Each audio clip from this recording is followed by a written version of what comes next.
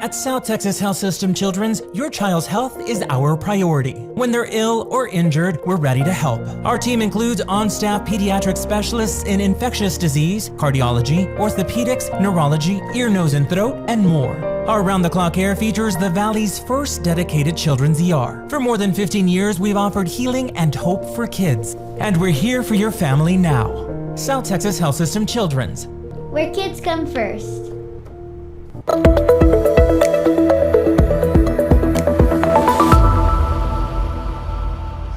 Greetings and welcome to our latest Let's Talk Children's Health webinar. I'm Tom Castañeda, the System Director of Marketing and Public Relations for South Texas Health System.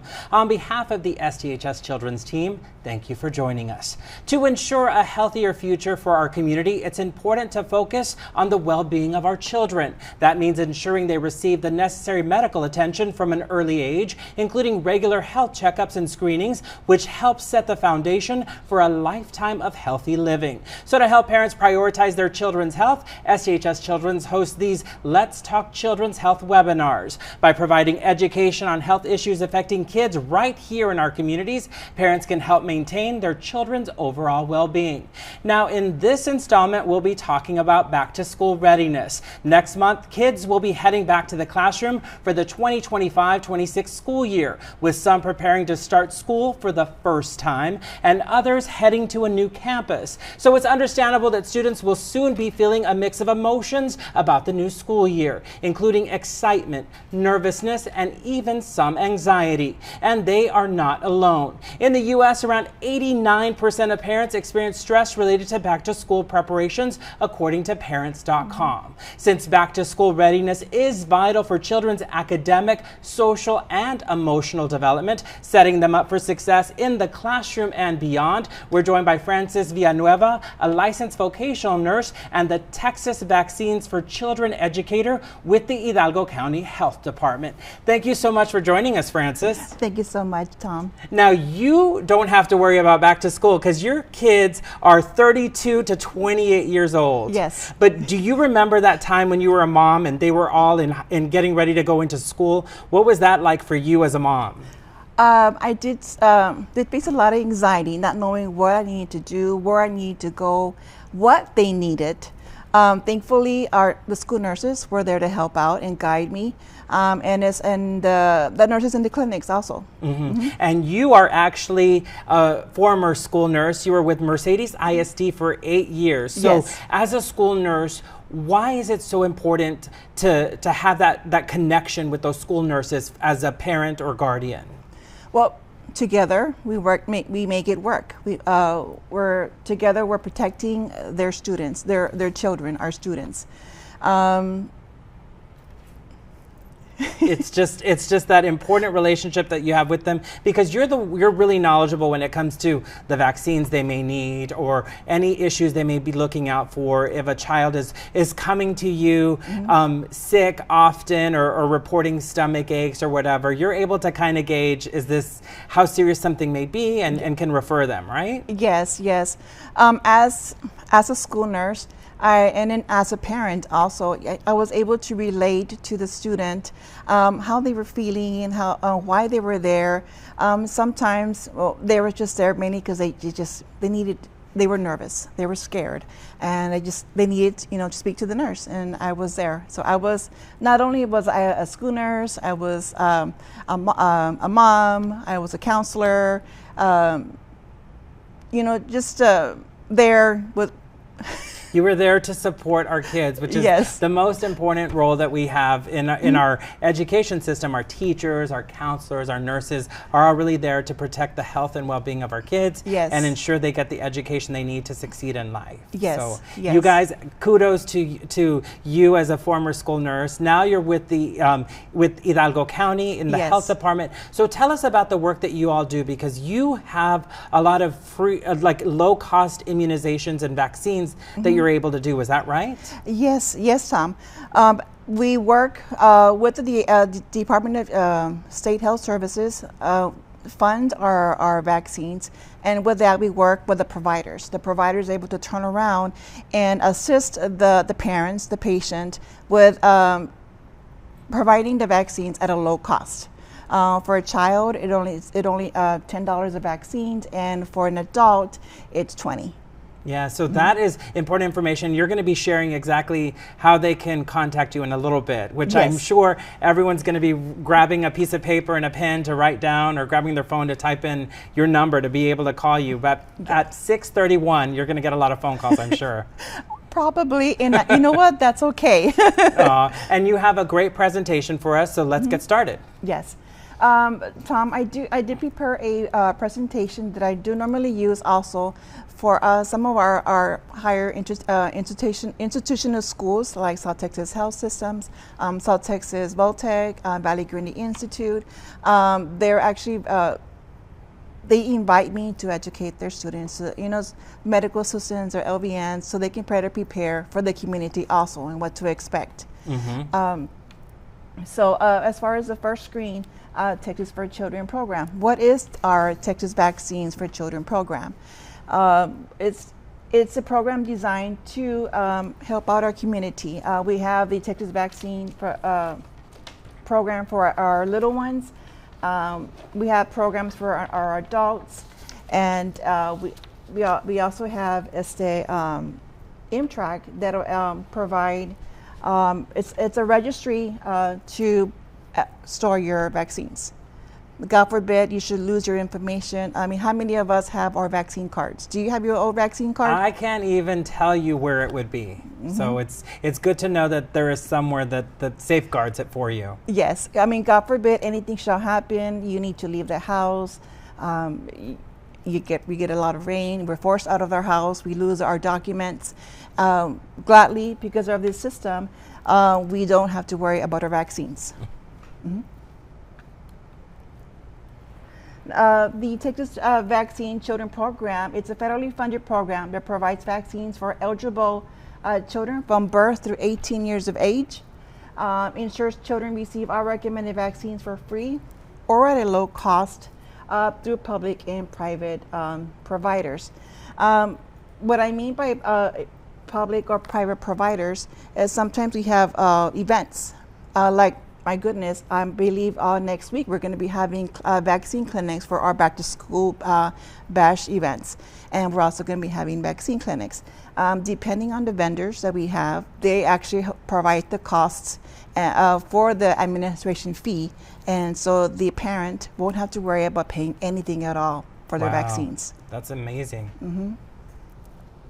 So who qualifies for this Texas Vaccine for Children program? It will be children ages 0 to 18 years of age, uninsured or underinsured, American Indian or Alaska Native, and children enrolled in the CHIP or Medicaid.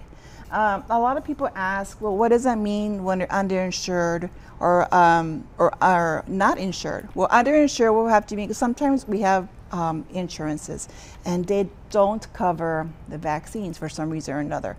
Well, thankfully, this program will cover the vaccine. Vaccines for our little ones, all of them that are required by the ACIP are covered through this program. There are diphtheria, COVID, pneumococcal, polio, rotavirus, hepatitis A, B, meningitis, influenza, measles, mumps, and rubella, varicella, pertussis, tetanus, human papillomavirus, which is better known as HPV, and the hemophilus influenza type B, Hib. I know it sounds like there are a lot of them. Thankfully, it is, because back when, what was it, 1918, back with the influenza, there was no vaccines at all to cover. Here we're blessed. We also have a program for the adults, for us. A lot of us, we underinsured, our insurances don't cover our vaccines, or a lot of us don't have any insurance to cover for our vaccines. So it is established by the DSH, Department of State Health Services, to improve vaccines accessibility for uninsured adults. Uninsured adults age 19 years of age, not eligible adults with medical insurance, including Medicare or Medicaid. For 19 years of age, a lot of our kids don't finish their HPV or actually their meningococcal vaccines. And then when they start going to college, some colleges do require the meningococcal. Thankfully, this program, if they were covered through the TBFC, but now they're 19, they can still finish off that vaccine through this ASM program. Unfortunately, vaccines provided for the ASM program, as you can see my list here, it's not as big. We only have hepatitis A and B, the combination hepatitis A and B, which is good that we have combination because that means we only poke you once. Mm-hmm. Yes, fewer shots, the better. The better. And we do have measles, mumps, and rubella covered for adults, the meningococcal, the Tdap, and the tetanus and diphtheria, and of course COVID-19. I did provide a schedule. They can see it. They can. This sometimes parents probably wonder when they get their child needs their vaccine. My child is 4 years of age. They're going to start pre-K or they're going to start kinder. If they go on to the Texas Department of State Health Services website, dshs.gov, they can see the schedule. There's two different schedules, Tom. There's one for a child in pre-K, and there's also one for K to 12. So it's easier for the parent to be able to understand what their child may need when they start school. And if not, of course, the school nurse is always available to help them, to guide them. And if the school nurse isn't available, then any of our clinics, we have 7 clinics in Hidalgo County. They can call any of our clinics, and our nurses are more than happy to assist. Like I said, as far as our Amtrak registry, no matter how many times you move or change healthcare providers, your family's immunization records are at any Texas doctor's fingertips. So who has access to this website? Your school nurses have access to this website. Your providers have access to this website. So if the parent doesn't have an immunization record because they lost it, a lot of us do, or like one of my kids decided to use it as a craft, and she cut it and put glitter all over it. Sounds like something I would have done as a kid. So that was unacceptable. So thankfully, the parents now have this website where they can just the nurses can easily just log on and they'll be able to access their child's vaccines. Now, polio. Have you ever, I don't know if you remember when you were maybe like in 1st grade, 2nd grade, seeing any of your friends, or you don't look as old as I do, Tom. But I'm going to say I do remember seeing a friend of mine needing leg braces.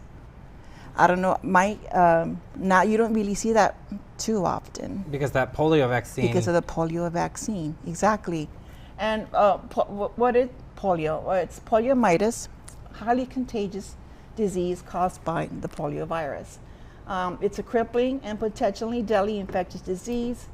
It also results in a spectrum of clinical manifestations from inapparent infection to non-specific febrile illness, meaning aseptic meningitis, paralytic disease, and death. I have images here. I know they're a little bit graphic, but sometimes I feel like if we see the images, they'll be able to, I'm kind of like, I need to see the picture to be able to remember. I don't know if you're. Yeah, it's sometimes visually and seeing the impact of what it could have if you don't get the vaccine, what could result from that. Exactly. And I feel maybe, if they see this, they'll remember, okay, this is serious. This can get pretty bad. We have DTaP. DTaP has three antigens in that vial, in that vaccine. Covers diphtheria, tetanus, and pertussis. I don't know, diphtheria is also a contagious bacterial infection of the nose, throat, and sometimes the lungs. It spreads through the air and direct contact. A lot of these, unfortunately, unless you wear gear, for those that, the night gear, you wish that they've made some sort of gear where they can see the disease or the virus. A lot of these are caused through the air, or they spread through the soil, like tetanus. Do you like walking outside barefoot? I do. So that is where you could end up with tetanus if you're not careful. Exactly. I mean, some of us can. We're sent to an errand and we stumble up on a nail, or maybe anything, a hanger, or anything that you don't see in the dark, or it's in the spot. You don't even have to get a nail injury. It's in the spot. It's in the soil already. Better known as lockjaw, infection caused by bacterial spores found in the soil, dust, everywhere spores into the body, to the wounds or broken cuts. So if you have a cut in your foot, do not walk barefoot. Make sure you have socks and shoes on. And if it's too hot to wear socks, make sure you have sandals on. Pertussis. Pertussis, we hear that a lot when there's a pregnant mom. She's almost expecting, okay? She's nervous. She wants her child protected. We recommend that the mom gets at least vaccinated, at least 8 months pregnant, so that her child would also be ready when they're born. Because their child, I remember on the vaccine schedule, won't be receiving their first vaccine until they're at 2 months. So with this vaccine, the child will at least be protected by these 3 antigens. DTaP will be the diphtheria, tetanus, and pertussis. And even better, Tom, if the mom goes as far as recommending the family, the bubble that the child was going to be cared for, if they also get the DTaP, that child will be protected by the family as well. Measles, mumps, and rubella. It's called the mumps, and the vaccine has 3, measles, mumps, and rubella. An acute viral illness caused by virus in a family of paramixed with virus. Unfortunately, there is a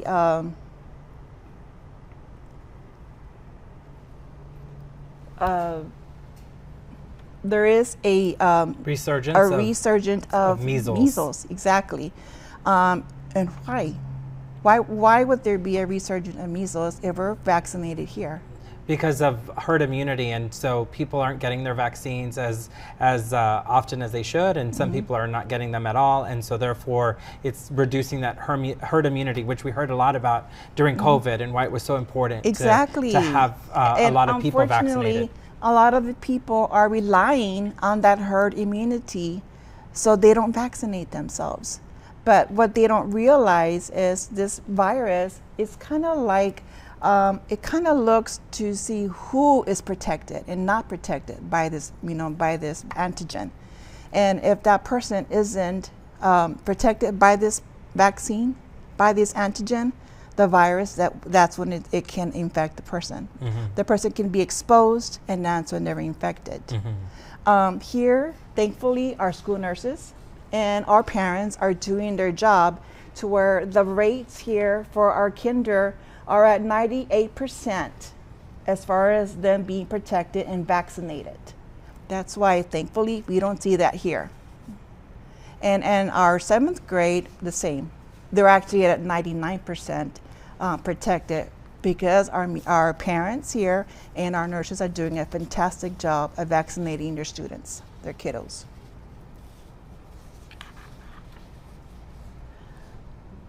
Hep A, varicella, and hepatitis B. I'm going to ask you, Tom, on that image there. It's very graphic, I know, but does that lady look pregnant to you there? She looks swollen, possibly pregnant, but she's probably not pregnant. Exactly. She is not pregnant. She's unfortunately, it is a virus that can cause liver disease, the hepatitis B. And it's also, of course, jaundice of the eyes and the skin. Now, it does spread through contact with infected blood or other body fluids from mother to baby. Our vaccine schedules for the Hep A and Hep B, they're kind of different, yes. Hep B is given to the child right at birth, on the day of child is born, either before or after, and 1 to 2 months and 6 months. For Hep A, the vaccine schedule is about 12 to 23 months when the child turns at least 1 year old, and 6 months after the last dose. Now, how would someone get infected with hepatitis A? What can we do not to be infected or exposed with hepatitis A, Tom? I think if you're getting it through contaminated food and water, you should be careful not to share beverages, things like that. Exactly. And the first thing that we teach our students, our kiddos, when they're in pre-K, the first lesson that we give them is make sure you wash your hands. Make sure you wash your hands. And then we even explain to little ones, make sure you wash your hands, but what do you need when you wash your hands? You need water and you need soap. Because a lot of the little ones, and I would see it, they would just, run in there and then run right out. Did you wash your hands? No. So go back in there and wash your hands. So, we would tell them 20 seconds. And they're in pre-K, a lot of them don't know how to count 20 seconds yet. But they do know the birthday song. So you'd make them sing Two birthday. birthday Rounds. songs. Okay. 2 rounds of the birthday songs. They knew that one. So yes, get it, and it was funny, because they would send me in there to monitor the bathrooms, and I could hear them singing the song "Happy Birthday," so at least I knew that was working. Varicella. Tom, do you remember? Did you get the chicken pox? I did, and I still have some of the scars Oh, my to prove it from goodness. scratching when I wasn't supposed to. Mm-hmm.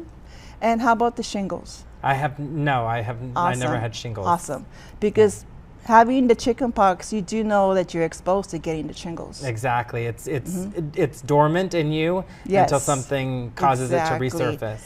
And something as simple as stress can cause that to resurface. So be careful not to. Be too stressed. Exactly. That's probably easier than said, right? Said and Yes. done. Varicella. Okay, now the schedule for the varicella, same thing as the Hep A, 12 to 23 months and 4 to 6 years. That's one of the vaccines that we asked the little ones already when they're already going to get registered. They're going to need to start on their second dose of the varicella already. Hip. It's a Haemophilus influenza type B. Hip is caused by bacteria that is spread through the air, again, coughing or sneezing. So many ways to get this disease. Several of these diseases through the air. Something as simple as coughing or sneezing.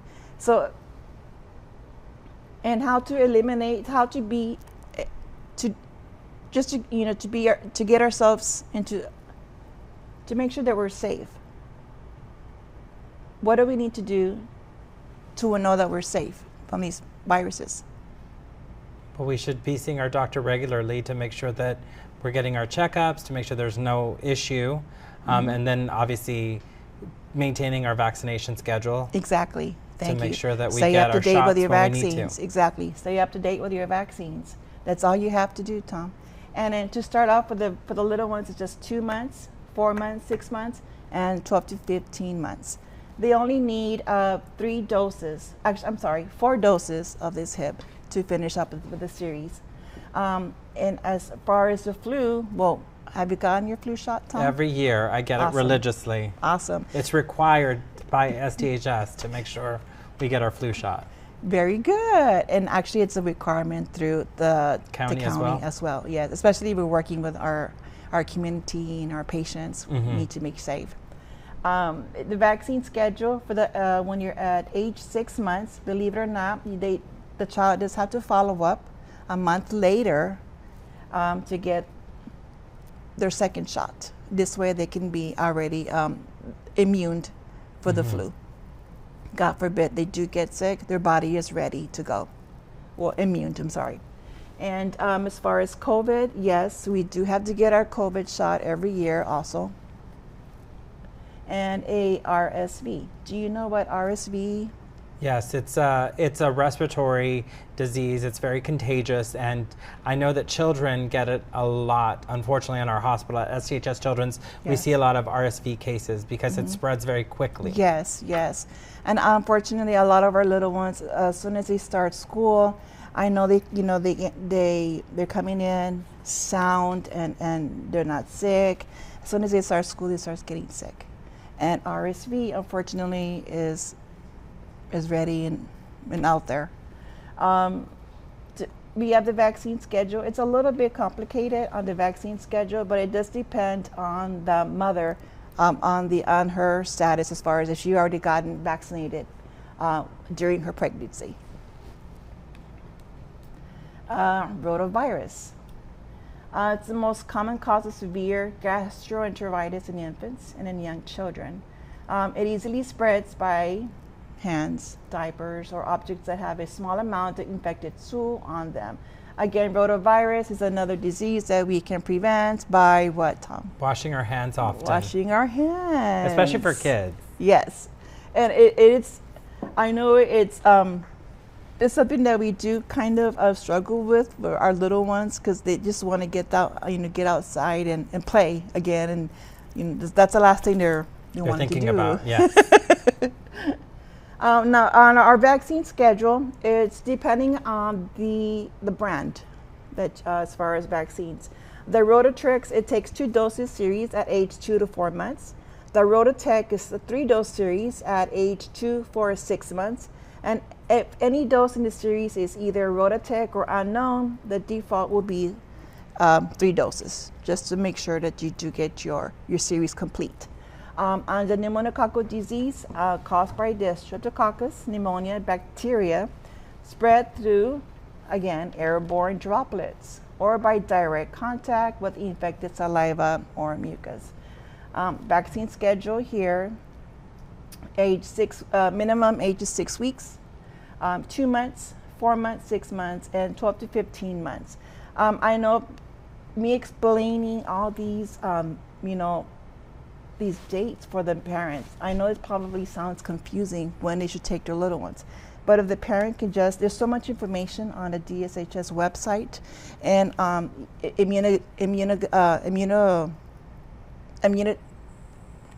The immunization schedule? Yes, thank you. Yes. Is all readily available. Yes. You can print it out and just be checking them off as you go. Exactly, in exactly. case you Yes, and then this way you can, if you don't even know the name of it, because sometimes it is tongue-tying to be able to say these words, just take it with you to your doctor and let them know, okay, my child's already gotten these vaccines. This is the one that they're pending right now. Mm-hmm. Or with the school nurse, you can just ask her, and then she's very familiar with the schedule, Tom. Mm-hmm. She probably has it taped up next to her computer also, just to, to explain to parents. HPV and meningococcal. HPV, human papillomavirus. Genital human papillomavirus is the most common sexually transmitted infection in the United States. And yes, it is for both female and male, Tom. I have a lot of parents that came up to me when I was as a school nurse. They didn't want to take their children sons to get the vaccine. Yeah. to get that vaccine. And unfortunately, it's not a required vaccine through our the state's requirements for exactly. schools. So parents are reluctant to taking their kiddos to get this vaccine. You know how many times I've heard, no, esa no, porque la enfermera no me dijo de esa. Yeah. So that's when we come in at the Hidalgo County. We educate the parent and let them know why this vaccine, although not required through this minimum state vaccine requirement, it is a very safe vaccine for your child to be protected. The The earlier, the better. The recommended age for this vaccine is a 2 to 3 dose series, depending on the age of initiation of the dose. Routine and catch-up vaccination. HPV vaccination usually recommends it at age 11 to 12. It can start at age 9 years. The earlier, the better, so that the child won't be exposed to any of the human papillomavirus. And recommended for all persons through 26 years of age. Meningococcal. It's a transmitted person to person by respiratory droplets or secretions from persons with asymptomatic colonization or meningococcal disease. It's a mouthful right there, sorry. Meningococcal disease is not very common in the United States, thankfully, but teens and young adults are at increased risk. Why would you think that our teens are at increased risk for this meningococcal virus, Tom? Well, I would say because they're like, especially college, high school, they're all grouped together. When we're adults, we don't really exactly spend, we're not as many people together at once, but a high school can have 2,000 students, a college can have thousands and thousands of students, and they're all in dorms and all together in confined spaces. Especially when they're in their sports, they're in the gym, they're changing. There's so many times that so many times for these little ones to get be able to get exposed and infected with this virus,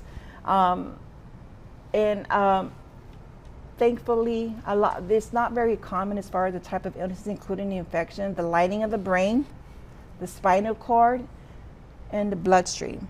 And I know this image is not very nice to see, but it can get that serious. far. That's serious, yes. The vaccine schedule, it's a two-dose series of the meningococcal vaccine. For this, it's A, C, W, and Y vaccine. It's the meningitis. Now, the doses start from ages 11 to 12, and the booster dose at 16 years. And then when they are older, as far as the 16, 18 years old, that's when they get the serogroup B, which is the meningococcal B.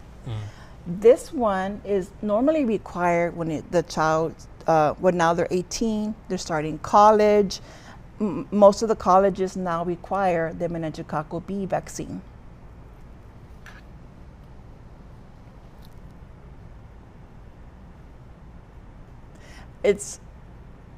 I usually like to remind people about the 1918 pandemic influenza. This influenza hit in 3 waves that same year. Does that sound familiar to you, Tom? With what happened with COVID. Exactly. It started in the spring, and then the fall, of course, and then the winter. Can you guess how many deaths there were? There were millions of deaths. I know, like, were 50 million 15? deaths, exactly. Yes, Tom. And then with ours, still fresh in our minds, all these images of the nurses getting temperatures checked outside, not being able to go outside, looking out through the world through our windows and our homes. And something is, oh my goodness, there were so many deaths because of COVID. They didn't even know what to do with the bodies.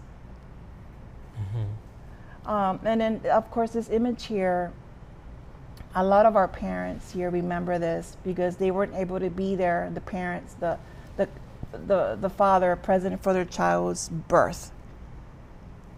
And so he's showing an image here of his wife, this a very special moment that they weren't able to share together. And our takeaways would be the TVFC and ASM programs ensure vaccines access for children and uninsured. Understanding vaccine requirements and schedules help prevent outbreaks. And don't forget our MTRAC 2 registry. This way, if you lose your vaccine card through our MTRAC 2 registry, It's actually a lifetime of it's a storage vaccine.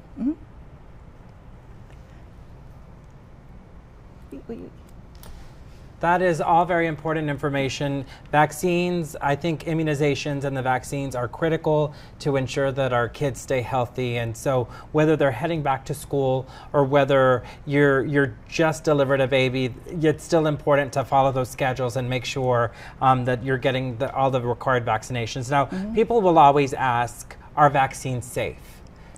And I can safely say, yes, vaccines are safe.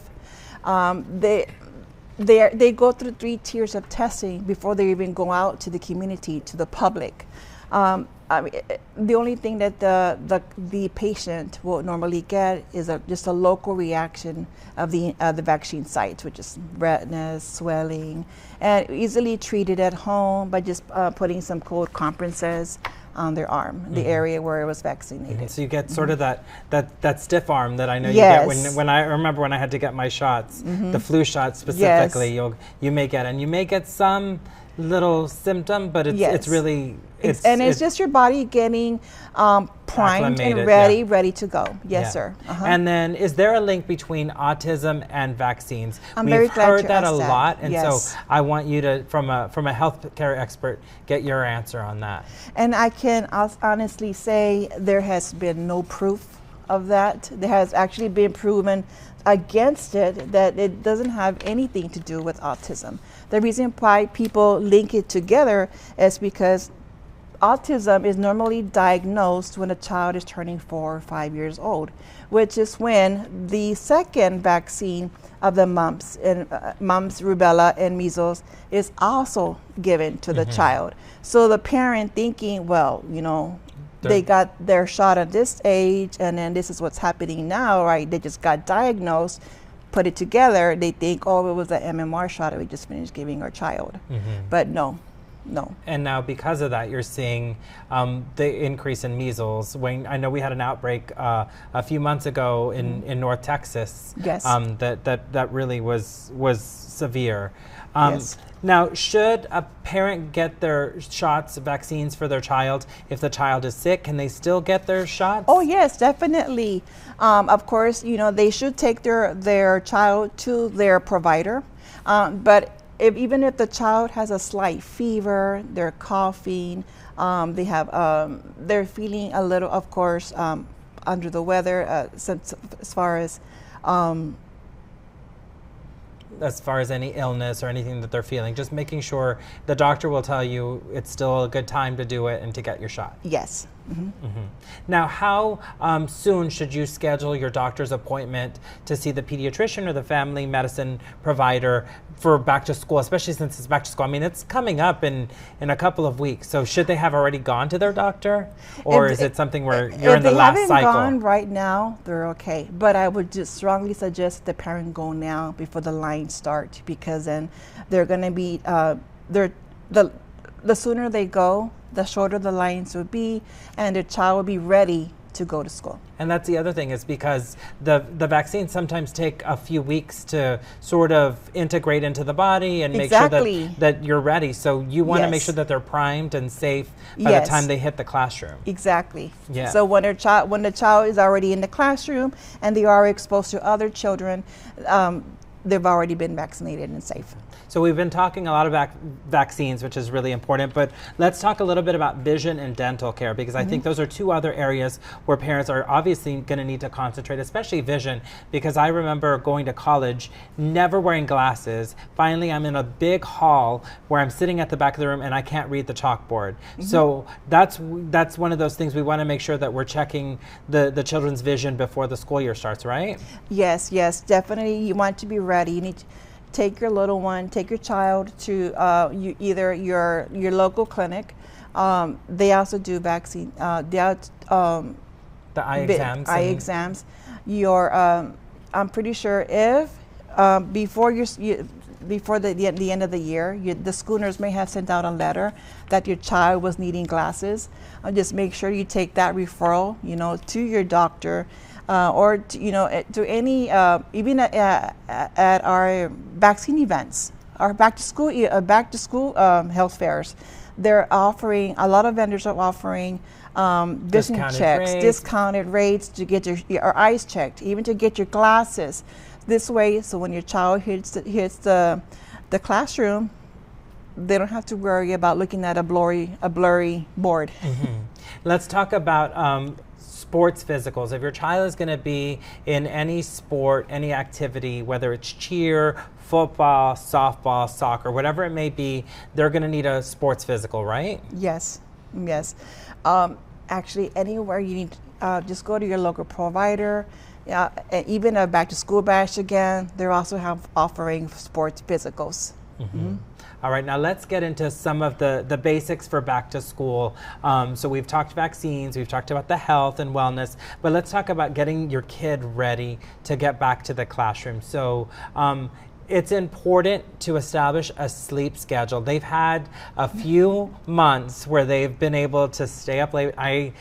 No, my mother was not very happy when we stayed up until 1, 2 in the morning as kids, watching TV and then sleeping all day. But now you need to start preparing them today to start getting them ready. And how would you recommend that they sort of wean them back onto a proper schedule? Just as simple as what you said. Just start them on a schedule.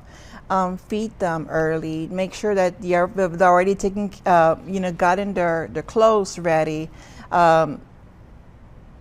Just making sure, and I think you can start it like, obviously they still have a few weeks. You don't want to ruin their summer, right? But going from 9 o'clock to like from 9:30 to 9. I don't even know because I'm a night owl, so I would say midnight, but that's way too late for a kid to be up. But let's say you said 9 p.m. to now let's do 8:30. Now it's 8 o'clock, and so getting them sort of back onto that schedule and waking them up at that time as well, because the sleep is great, but also the waking up, making sure they wake up at their hour. Yes, that will be the struggle right there, waking them up, Tom. Unfortunately, fortunately, a lot of our kiddos are already ready to get up early because they have sports, something to look forward to, something they need to do, to practice, to be ready for. And a lot of our kids like that. So they've already gotten ready, with their sports. And then with the sports, they actually get accustomed to that schedule because they already have to get up early in the morning for early practice. Same thing with marching band. I was in marching band, and I remember we had a very strict schedule when it came to getting ready for the season and learning all of that, getting ready for pigskin. So obviously that's going to help. But if your child isn't in one of those activities, just sort of creating that schedule and making sure that they're starting to follow it so that you can get them back onto a routine that makes sense for school. Another thing is healthy eating. I know we've probably been attacking the Takis more than we should have as parents and kids, but so just making sure that we're preparing them also to start eating healthy, and what should we be thinking about when it comes to their healthy eating? Well, lock up the cabinet for the snacks. That's a good way. Put a lock on it. Put a lock on that because, I remember my little ones, that's the first thing they would eat. We would just go to H-E-B, get the snacks, just vegetables. Try to buy more vegetables. Try to buy more fruits, more healthy snacks. Minimize the purchasing of the junk food. So if it's not available, there's nothing to find for the child to snack on except for an apple or an orange. Now, setting up a school calendar is always ideal. So making sure that you already know when they're going to have their activities. Sometimes they have extracurricular activities, or they may be involved in sports leagues or whatever, but kind of creating a calendar for them so that they're also used to it, right? Yes, this way they already know what to look forward to, they can put it in their minds. Okay, Monday I have sports, Tuesday I have band practice, Wednesday I have catechism. This way they can put their minds set already for their day, and then this way even when they have practice, after school. They already know what they need to do. And they say it's good to create a homework and study space, right? As well as a schedule for when they're going to do their homework. So they get out of school around 3:30, 3:45, 4 o'clock, depending. But making sure, okay, like your homework hour is from 4:30 to 5:30, right before dinner, let's say, right? So Yes. creating a space where they can study, because I mean, you can get distracted by the TV, by tablets, by so much. So making Yes. sure you have a safe space for them to be able to concentrate. Yes, you don't want your child studying in the living room. I know a lot of us, we used to study in the living room. No, I want to watch TV. That's very distracting to have that TV, the loud noise. If the child would just, go to their room, thankfully, a lot of them don't have desks, but that's okay. You can just make a little safe space for them. That table that we used to use for our TV dinner, TV dinners. Yes, the TV Something trays. as simple as that. They can take it to their room. They don't have a desk. That's fine, because you don't want them to be doing their homework on the bed either. Yes. Because the first thing they're gonna do Just lay back and is fall lay asleep. back and fall asleep, and there goes their homework, and then they wake up in the morning. I forgot to do my homework. I fell asleep. So just a nice little safe space, little quiet area for them. No music, no headphones, no phone, and no TV. So here are some other important tips. Give them time to adjust. So this is where you're sort of creating that schedule, and sort of easing them back into a schedule. You Right. can't be rigid and say, starting today. You want to sort of give them time to adjust to a new schedule, right? Unless you want an angry child. Nobody wants No. an angry child.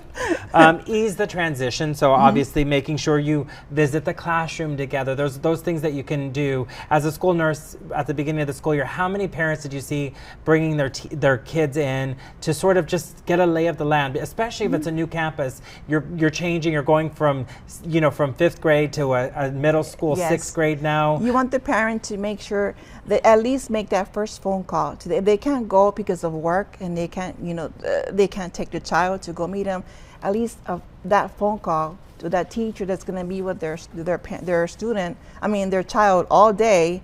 The child can also talk to the teacher, and the teacher can, let them kind of guide them and let them know what to expect.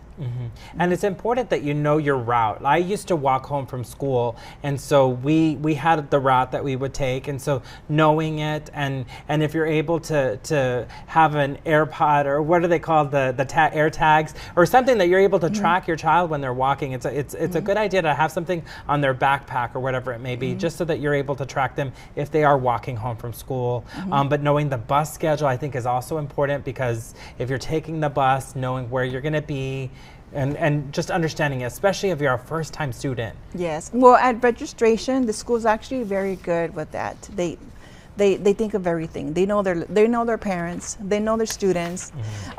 They know their staff. Yeah. They already have a map laid out, for the parents. Let them know, okay, this is a route they're going to take, or what bus. They get to know their bus driver also. Or if there's any extra stops that the bus may need to make to drop off a child, the child would already know, okay, how many bus stops do I need to take before I get home? And I know that it can be a mix of emotions for kids when it comes to going back to school. Why is it so important to ask questions and listen, especially when it's about what they're feeling, what they're thinking? Why is it important as a parent? You have 4 adult children now, so you had to deal with this. It was like pulling teeth sometimes. And it was, just don't give up. You need to keep asking those same questions. Keep talking to them. Eventually, they will know that you're there for them, and that anything that they'll say, you're there to listen. And you have to build excitement for learning, right? It's a new school year. You have to find all of those positive things. And I know as adults, we write our pros and cons list. So obviously a con for going back to school is now you're on a strict schedule. I have to study math, which I hate, whatever it may be. But look at all of the positives that come. You get to be with your friends. You get to go to football games or activities, all the different things that you can do. So just try to make sure that you build the excitement, right, for learning. Yes, and then, everybody has that Friday. Oh, we're gonna go. We have these little incentives and yes, routines on Friday. Actually, the teachers are actually pretty good about that too. They award the little ones. Okay, if you had a good week, you don't have any stars. If you have all stars, if you don't have a Norquilla, next to your Yes. name that you needed to go talk to the principal, the teacher actually awards the little ones for that too. All right. Now let's talk about backpacks, because I think it's really important to remember getting an appropriate backpack for your child, because I have seen small kids that are 6, 7 years old with a backpack that I would use to fly and carry my laptop and everything. So making sure that you're getting appropriate backpacks, right? Yes, try not to get it too big. Try not to get it too big, because the little ones, not only do they have their backpacks for their books, but they have their bags for their clothes, they have their bags for their snacks, for their lunch. Try to be observant as far as what your child has in those backpacks also, because you want to make sure if they did have any homework for the day, you want to make sure you get into a habit of going into your child's backpack to see if they have any homework and guiding them through that week. Okay, you have reading, you have vocabulary, you have your math, and this way, if you get into the habit of doing it, so will your child. Now let's go into mental health, because obviously the mental health of our children is so important. And so some tips to making sure that we are prioritizing their mental health, not just their physical health. So when it comes to communication, encouraging them to express their feelings about going back to school, acknowledge their fears, make them feel understood, and reassure them that it's perfectly normal to feel anxious about these changes. And that's one of the things I think when that stigma happens, when we silence it, but making sure that it's an open environment. It should start at a young age, talking about your feelings. It's okay to do that. I know a lot of our kiddos, as soon as they get, they get into that vehicle, and they put on their headphones, they just shut down the world, shut you out, and they just rather hear their headphones. And I don't know who's that singer you like to listen to. Shakira is always a good one. I'm more of a Metallica girl. Oh, wow. Enter Sandman. Yes, thank you. But as soon as they get into the car, I remember my kids, all they had was their headphones on, I had their radio on, and I'm trying to talk to them about their day. You want to tell them, okay, as soon as we get into the car, put aside your headphones, at least for the ride home. We want to hear how your day went. A lot of the times, it's like pulling teeth. But keep it up. But keep build it a up. routine. Build the and hopefully routine, they'll open exactly. up more with more time. They're going to know that mom's going to keep asking the questions, so I might as well just answer and give longer answers. That's what I used to do. I'm just telling you from my personal experience. Okay, mom, let me give you the full, the full rundown of my day. Okay, that's going to be a quiet ride home. Yes, if you otherwise, if you don't sir. talk. Yes, creating routines, again, building that sense of security in children. Routines help foster that, establish that regular sleep schedule, eating healthy meals, setting aside time for homework and relaxation. That helps with the rhythm of adjusting to a school year, right? Yes, just something is, setting a schedule, setting the rhythm, and this way your child already know, okay, it's no more, you can't be watching, no more TV at 9 o'clock. It's time to go to bed. Making sure, okay, you can have breakfast in the morning, and then it's time to go to school. It's guiding them so they can know what to expect for their day. It's really important to do that. When it comes to the school year, obviously, a great thing to do is encourage extracurricular activities. And I remember being involved in so many clubs and activities, and it just allows you to make friends and build that social interaction is so important, especially when kids are always on their phones. Yes, I remember I was a band student myself, very, very busy.